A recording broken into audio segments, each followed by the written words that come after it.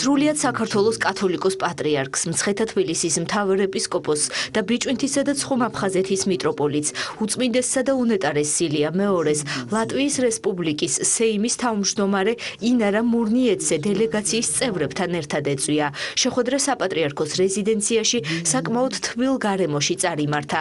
საქართველოს ეკლესიის საჭადამყრობელმა ლატვიელ სტუმრებს მადლობა გადაუხადა ვიზიტისთვის და საქართველო-ლატვიის მჭიდრო მეგობრული ურთიერთობის შესახებ გაამახვილა ყურადღება.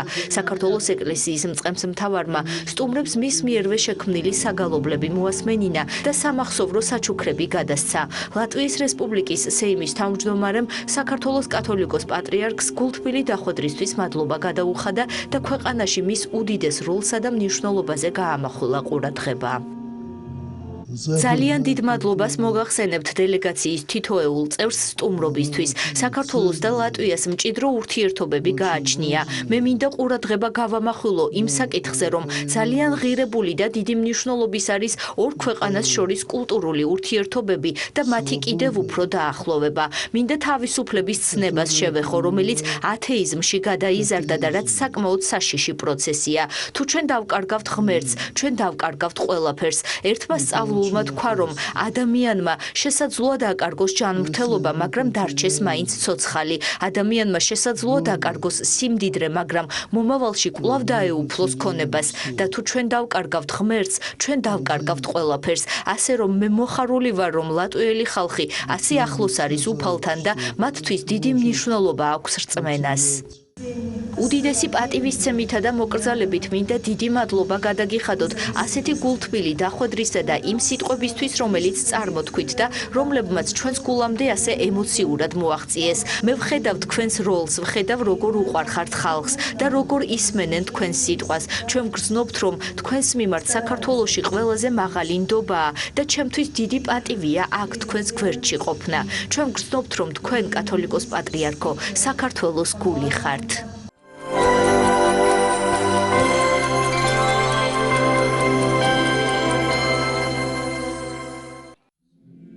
საქართველოს მართლმადიდებელი სამოციქულო ეკლესია 26 მაისს ღირს 6 ათონელს მოიხსენიებს.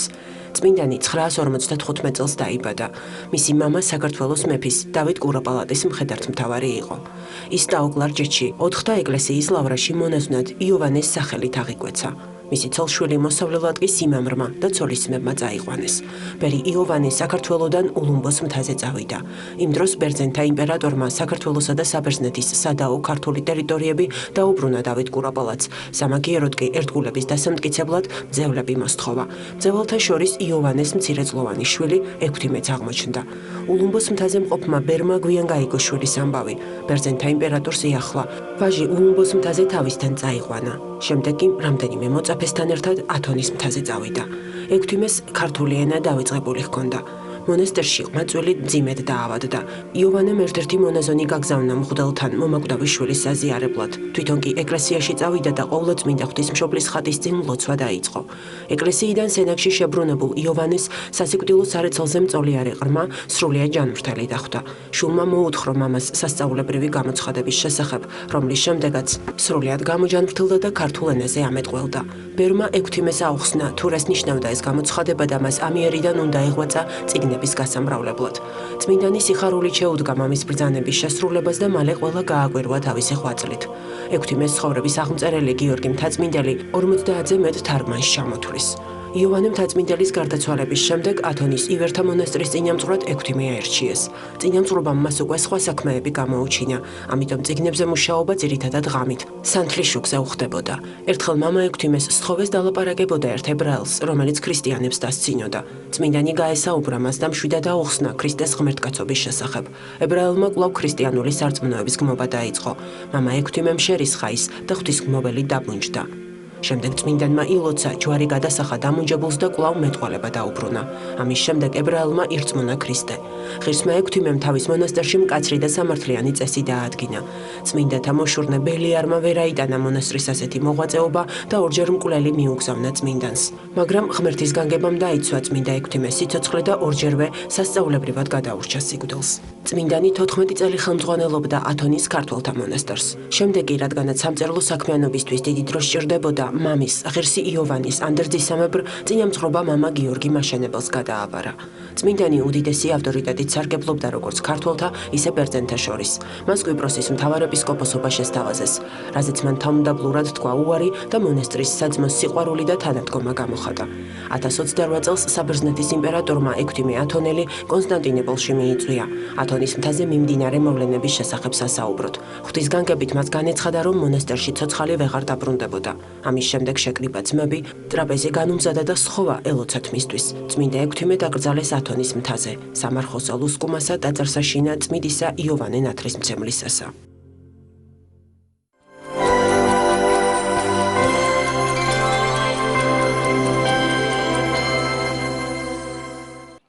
საქართველოს დამოუკიდებლობის დღესთან დაკავშირებულ საზეიმო ღონისძიებაზე დასასრებად თავისუფლების მოედანზე უამრავმა ადამიანმა მოიყარა თავი.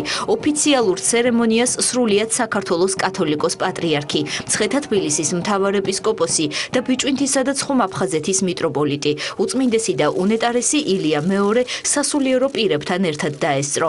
სამხედრო ფიცის დადების ოფიციალურ ცერემონიამდე თავისუფლების მოედანზე შეკრებილებმა საბრძოლო მოქმედებებში დაღუპულ სამხედრო მოსამსახურეებს წუთიერი დუმილით პატივი მიაგეს. სრულიად საქართველოს დამოუკიდებლობის დღე ქვეყნის პრეზიდენტმა გიორგი მარგველაშვილმა, პრემიერ-მინისტრმა გიორგი კვირიკაშვილმა და თავდაცვის მინისტრმა თინათინ ხიდაშელმა მიულოცეს. გილოცავთ საქართველოს დამოუკიდებლობის აღდგენის 25 წლის თავს. ჩვენ ეს დღე მე მინდა მოიულოცო ჩვენ თანამემამულეებს, აფხაზ და ოს თანამემამულეებს.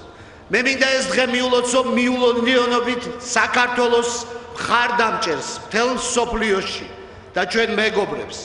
მიულოცო ჩვენს ემიგრანტებს, ვინც დღეს ჩვენთან ერთად ზეიმობს.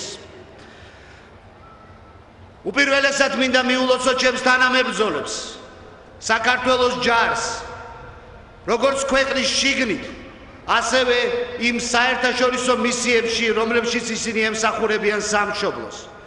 მინდა მიულოცო ჩვენს მოკავშირეებს, რომლებიც დღეს აქ თავისუფლების მოედანზე ამაყად განა ჩვენთან და იცავენ ერთ ჩვენ საერთო იდეალებს საქართველოს დამოუკიდებლობისა. დღეს ჩვენ ვიხსენებთ იმ გმირებს, ვინც სიცოცხლე გაწირა ამ მშვენიერი დღისათვის. დღეს ჩვენ ვიხსენებთ ჩვენ თანამემამულეს, რომელიც სულ რამდენიმე დღის წინ შეეწირა ოკუპაცია სოფელ ხურჩაში. დღეს ჩვენ ვფიქრობთ, როგორ იდგებოდნენ ისინი ჩვენთან ერთად და როგორ იზეიმებოდნენ დღევანდელ დღეს და მომავალ ჩვენს გამარჯვებებს. დღეს ჩვენ ვიხსენებთ 25 წლის წინ, როგორ ჩვენმა თანამებრძოლებმა ერთად თელმა ერმა გავერთიანდით ეროვნულ მოძრაობაში და მივახციეთ ქვეყნის დამოუკიდებლობას. დღეს ჩვენ ვიხსენებთ ამ ბრძოლის ლიდერს, საქართველოს პირველ პრეზიდენტს, რომელმაც ეს დღე რეალობად აქცია. გილოცავთ საქართველოს დამოუკიდებლობის დღეს, 26 მაისს. წელს ჩვენი ქვეყანა თავისი დამოუკიდებლობის აღდგენის 25 წლის თავს ზეიმობს. ულოცავ ამ დღეს მთელ საქართველოს, ყველა ჩვენს თანამემამულეს. დღევანდელ დღეს ულოცავ ჩვენ საერთაშორისო პარტნიორებს. დღევანდელი დღე გამორჩეულად ამაღელვებელია წევანდელებისათვის. დღეს თქვენ დადეთ ფიცი სამშობლოს წინაშე და გახდით ჩვენი ქვეყნის ჯარისკაცები. მე მჯერა, რომ თქვენ პირნათლად მოიხდით ვალს სამშობლოს წინაშე და არასოდეს დაივიწყებთ, რის ფასად მოიპოვა ჩვენმა ქვეყანამ ეს დამოუკიდებლობა.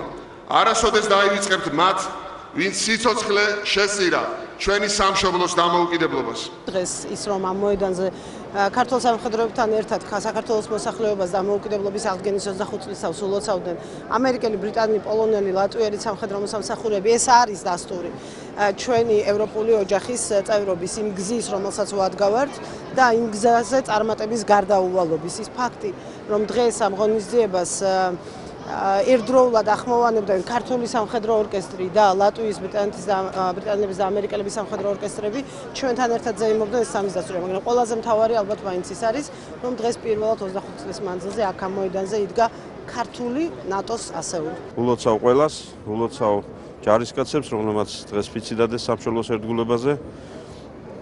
მინდა პატივი მივაგოთ მათ, ვინ სამშობლოს შესწირეს თავისი ყველაზე ძვირფასი სიცოცხლე, მათ შორის რამოდენიმე დღის წინაც და ვისურვოთ, რომ ჩვენი საერთო ძალისხმევით, ჯარისკაცების, მოქალაქეების, ჩვენი პარტნიორების, მეგობრების მთელი მსოფლიოდან საქართველოში იქნება მშვიდობა. 26 მაისი ეს არის დღე, რომლისთვისაც იბრძოდა ჩემი თაობა, ვიბრძოდით ჩვენ, იბრძოდნენ ათასწლეულების განმავლობაში ჩვენი წინაპრები დამოუკიდებლობისთვის, თავისუფლებისთვის, მინდა ყველას მიულოცო ეს დღე, თუმცა აქვე დავამატებ, რომ ეს არ იქნება სრული დღესასწაული, სანამ ჩვენი ტერიტორიების თუნდაც ერთი გოჯი არის ოკუპირებული, სანამ არის თუნდაც ერთი დევნილი, რომელიც ვერ ბრუნდება საკუთარ სახლში, საკუთარ საცხოვრებელში და მალე დადგება ეს დღე, როდესაც ყველანი ერთად ვიზეიმებთ ქვეყნის არ მხოლოდ დამოუკიდებლობას, არამედ ტერიტორიული მთლიანობის აღდგენასაც და მშვიდობის დამყარებას. მინდა თითოეულ საქართველოს მოქალაქეს მიულოცო დღევანდელ დღეს არის დიდი დღესასწაული, იმედია რომ ჩვენ ერთობლივად ერთმანეთის პატივისცემით შევძლებთ რომ უფრო ძლიერი ქვეყანა ავაშენოთ და რაც ყველაზე მთავარია გავაერთოთ ჩვენ ქვეყანა მე და ჩვენ აფხაზა უსმენს მიულოცო და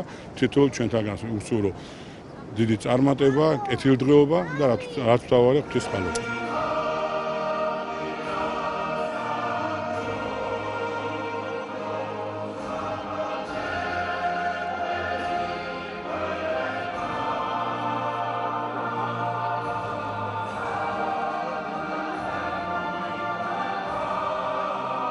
საქართველოს პრეზიდენტმა დღეს სამხედრო ფიცი ჩაიბარა. ცერემონიალში წელს პირველად საქართველოს შეიარაღებული ძალების ეროვნული გვარდიის სამხედრო საჩვენებელ ორკესტრთან ერთად მონაწილეობა მიიღო დიდი ბრიტანეთის საპარაშუტო სადესანტო პოლკის ორკესტრმა, ლატვიის შეიარაღებული ძალების ეროვნულმა ორკესტრმა და ამერიკის შეერთებული შტატების საერთო ძალების ორკესტრმა. თავისუფლების მოედანზე გადაიფრინა 4 ვერტმფრენმა სახელმწიფო დროშებით.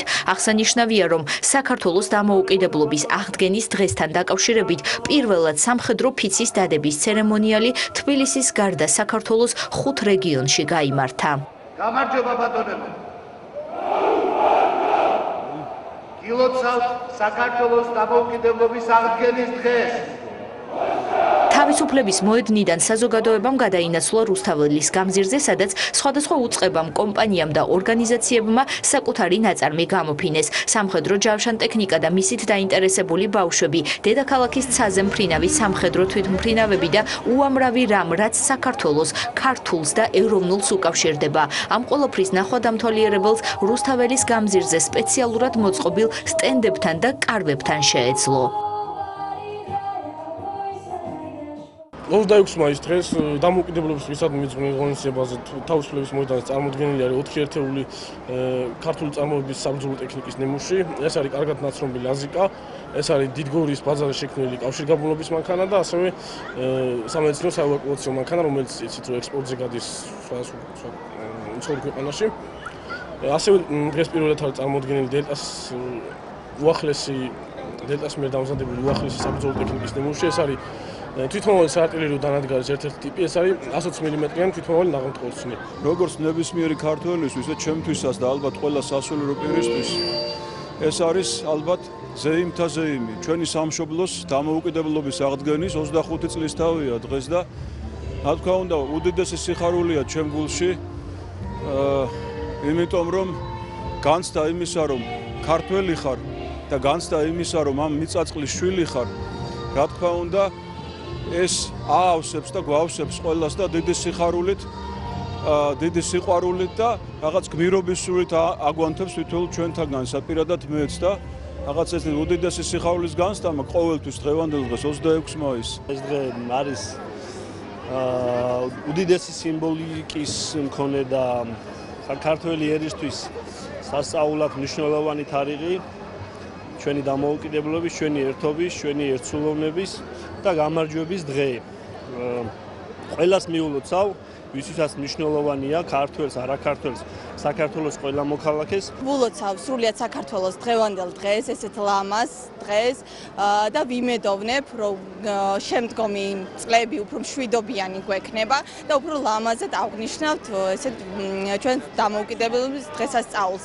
ვარდების მოედანზე შინაგან საქმეთა სამინისტრომ მოაწყო იმიტირებული ქალაქი, სადაც უწყების დაქვემდებარებაში მყოფი სამსახურები იყო წარმოდგენილი. დღევანდელი დღე არის ძალიან მნიშვნელოვანი დღე, ეს არის დღე, რომელიც თავს უყრის ერთად ჩვენი ისტორიის ყველა ეტაპს. დღევანდელი დღე არის ის დღე, რომელიც იზიარებს ყოველთვის, ყოველ წელიწადს ორ ემოციას, ეს არის ტკივილი და ეს არის სიხარული. სიხარული დამოუკიდებლობის მოპოვებისა და ტკივილი იმ ადამიანების დაკარგვისა, რომლებმაც თავი შესწირეს საქართველოს დამოუკიდებლობას. სრულიად საქართველოს ულოცავ დამოუკიდებლობის დღეს. ამ დღესთან დაკავშირებით საგანგებო სიტუაციების მართვის სააგენტომ მოამზადა ფოტოსტენდები, სახანძრო მანქანები, რათა ბავშვებს ჰქონდეთ საშუალება ჩასხდნენ მანქანებში, გადაიღონ სურათი. რუსთაველის გამზირზე დამოუკიდებლობის დღის საზეიმო განწყობა მრავალფეროვანმა და ფერადმა ყვავილებმა შეძლეს. ყვავილების ფესტივალზე მებაღეებმა უამრავი სახეობის მცენარე წარმოადგინეს. მიულოცოთ ყველას 26 მაისი საქართველოს დამოუკიდებლობის დღე. დამოუკიდებლობაში ხო სილამაზია. თუ დამოუკიდებლობა არა, მაშინ რა გვეყვავილება, თუ თავისუფლები არა ვართ, თუ კარგად არა ვართ, მაშინ ხო ყვავილისთვის არავის არ ეცლება. ესე იგი, კარგად ავართ და კარგად იქნება ყველაფერი, რადგან ამდენ ადამიანს ეყვავილება, ამდენი გახარებული სახია. რუსთაველის გამზირზე მისული ადამიანებისთვის გართობისთვის შესაფერისი გარემოც იყო შექმნილი. პატარებისთვის სპორტული თამაშობები, ბატუტი და სხვადასხვა გასართობი კუთხე იყო მოწყობილი. გაიმართა კონცერტები. მთელი დღის განმავლობაში დედაქალაქის ცენტრალურ გამზირზე მისულ მოსახლეობას მოძრაობის თეატრის პერფორმანსისა და პანტომიმის თეატრის მსვლელობის, ისტორიული ექსპონატების გამოფენის, ქუჩის თეატრის პერფორმანსის და სხვა გასართობ ღონისძიებებში მონაწილეობის შესაძლებლობა ჰქონდათ. საქართველოს დამოუკიდებლობის თარიღი აქ დიდმა თუ პატარამ ერთნაირად დიდი სიხარულით აღნიშნა.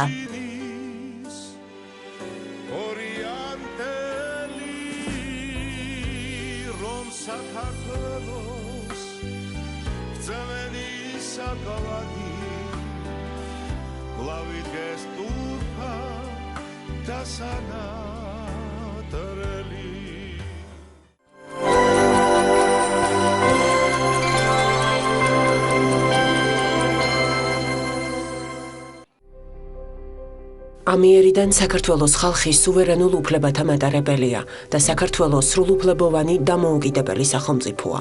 ამ სიტყვებით 117 წლით იძულებით დაკარგული დამოუკიდებლობა აღდგენილად გამოცხადდა. 1918 წლის 26 მაისიდან 98 წელი გავიდა. ქვეყნისთვის ამ მნიშვნელოვან მოვლენას კი წინ უძღოდა თავდაუზოგავი ბრძოლა თავისუფლებისთვის. სამხრეთ კავკასია გამოეყო რუსეთის იმპერიას, თუმცა ჯერ კიდევ არ იდგა საქართველოს დამოუკიდებლობის საკითხი. ამ საკითხს განიხილავდნენ თეორიულად, მაგრამ პრაქტიკულად ნაბიჯები არ გადადგმულა. 1918 წლის გაზაფხულზე შექმნილმა ვითარებამ, კერძოდ ოსმალეთის აგრესიამ სამხრეთ კავკასიაში დააყენა დღის წესრიგში ეს საკითხი. საქმე იმაშია, რომ ამიერკავკასიის ფედერაცია, საქართველოს, სომხეთი და აზერბაიჯანი არ აღმოჩნდა ციცოცხლის უნარიანი, მას შიდა პრობლემები აწუხებდა და როდესაც ოსმალეთთან მიმდინარეობდა მოლაპარაკება, საკითხი დადგა ესე: ან ოსმალეთი დაიპყრობდა სამხრეთ კავკასიას და დაამყარებდა აქ თავის გავლენას, ან გადარჩენის ერთადერთი შანსი იყო დამოუკიდებლობის გამოცხადება და გერმანიის მფარველობის ქვეშ საქართველოს დამოუკიდებლობის შენარჩუნება. ასე რომ 18 წლის 26 მაისი ერთის მხრივ განაპირობა იმ საუკუნოვანმა ბრძოლამ ქართველი ერის, რომელიც მიმდინარეობდა და მეორეს მხრივ შექმნილმა საერთაშორისო ვითარებამ. მადლობა ღმერთს 100 წლის მონობის ბორკილი აეხსნა მრავალტანჯულ ქართველ ხალხს.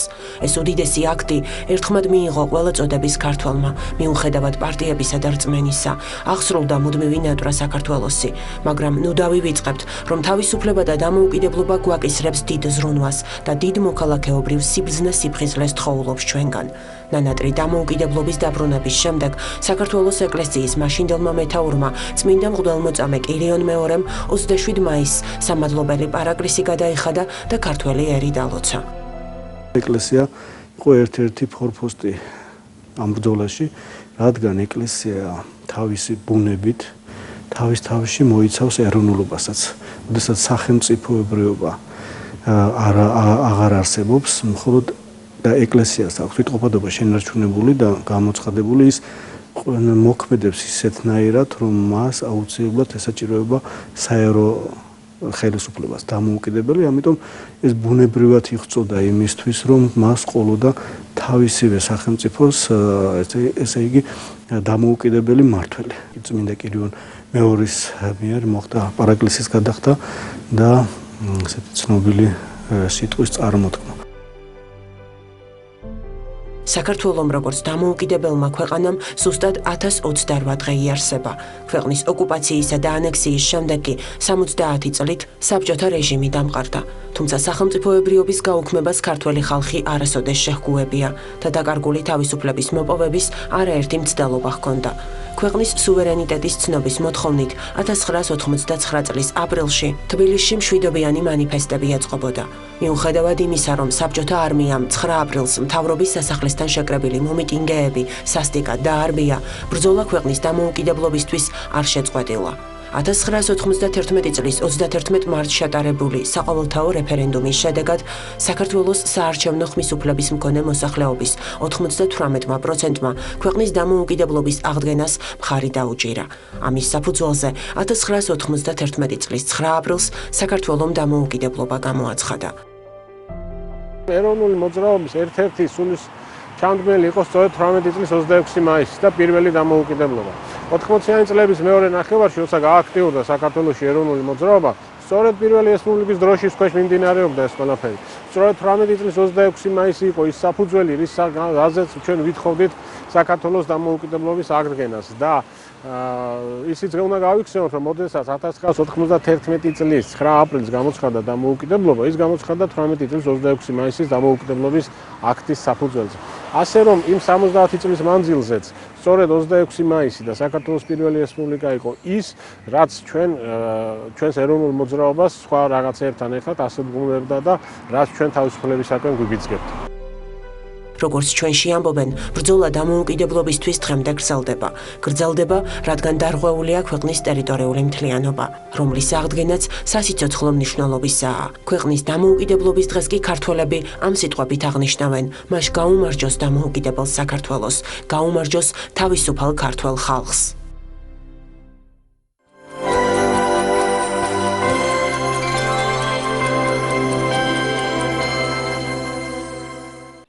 ეროვნული არქივის მიერ გამოცხადებული კონკურსი საქართველოს პირველი დემოკრატიული რესპუბლიკა დასრულდა. გამარჯვებული მონაწილეები მედლებით, სიგელებითა და სამახსოვრო საჩუქრებით იუსტიციის მინისტრმა თეა წულუკიანმა დააჯილდოვა. საღამოს მოწვეულ სტუმრებთან ერთად ასევე ესწრებოდნენ ნოე რამიშვილის შვილიშვილი მიშელ რამიშვილი და მამია ბერიშვილის შვილი ტიერი ბერიშვილი. პროექტის ფარგლებში მონაწილეები პირველი, მეორე და მესამე ადგილის მიხედვით გამოავლინეს. ასევე დააჯილდოვეს საუკეთესო მოთამაშე, გამორჩეული კაპიტანი და ორგანიზებული მასწავლებელი. პროექტში წელს 32 სკოლა მონაწილეობდა.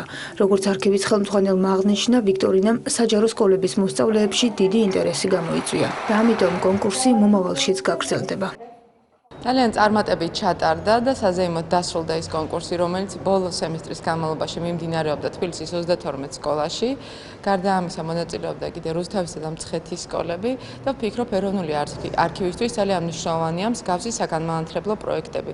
ჩვენ გვეგონთ მომავალ წელს პროექტის მასშტაბები კიდევ უფრო გავზარდოთ და საქართველოს სხვა რეგიონებით ჩავრთოთ. ძალიან საინტერესო იყო თვითონ ამ წიგნებზე მუშაობა, თვითონ დოკუმენტებზე, იმიტომ რომ იყო დოკუმენტები, რომლებიც საერთოდ არ ვიცოდით ჩვენ უბრალოდ არსებობდა და ზოგადად ეს კი იყო გამოტანილი და ჩვენთვის ძალიან საინტერესო იყო რა თქმა უნდა ეს პროცესი. ასევე საინტერესო იყო თვითონ მასე მუშაობის პროცესი, იმიტომ რომ ხშირად იყო ხოლმე რაღაც ისეთი მომენტები, როდესაც ვფიქრობდით, რომ აი რატომ გააკეთეს თქვა ჩვენ მათ უნდა თავასადალმა ასე, რატომ მოიქცა თავასადალი ასე. ან თვითონ თავობის გარკვეული გადაწყვეტილებები ჩვენ თვითონ შევაფასეთ, ნეგატიური იყო ეს თუ პოზიტიური. და საკმაოდ ძალიან დიდი რაოდენობით პოზიტივი მოხდა შეგვიძინა ჩვენ. და ასე დიდი გამოცდილებაც რომ მომავალში ჩვენ თვითონ შევეცადოთ რომ გარკვეული სახის შეცდომები, რაც თქვა დაუშვათ წინამთავრობამ, ჩვენ თვითონ ახლა დაუშვათ.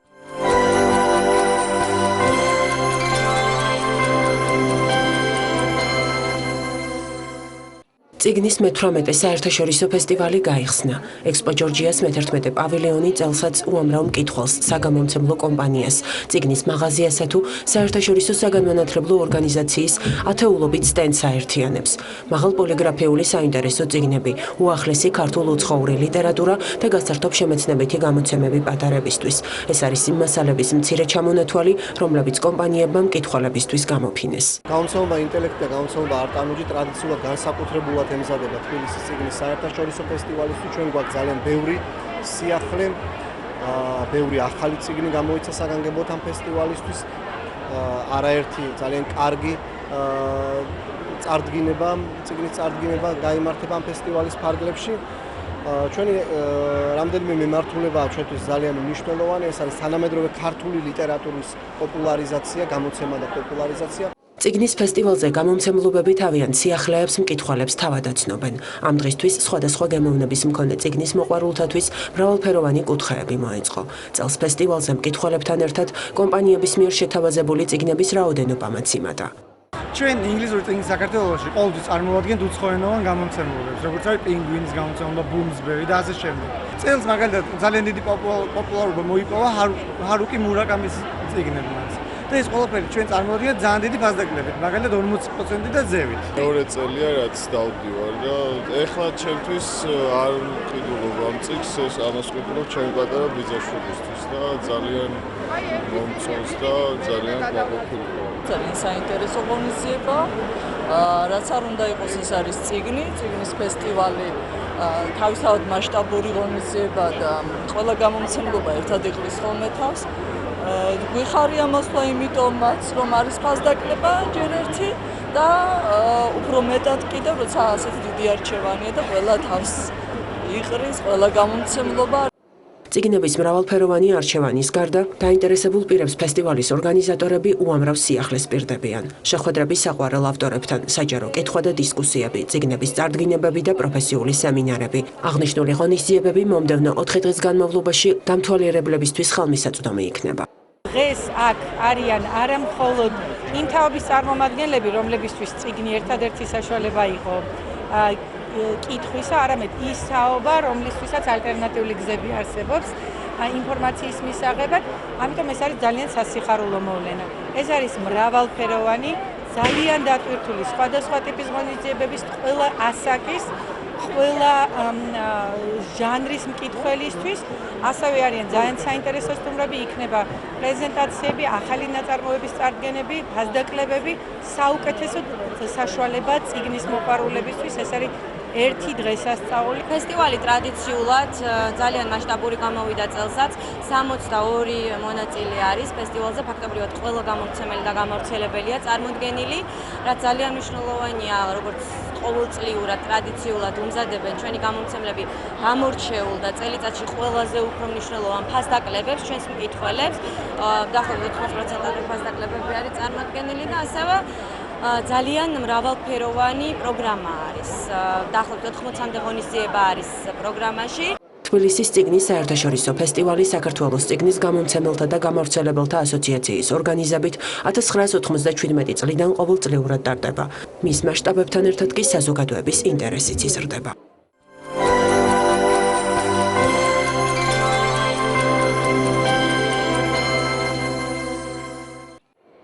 2016 წლის სასკოლო სპორტული ოლიმპიადის ფინალი ხელბურთში სპორტ კომპლექს არენაში შედგა.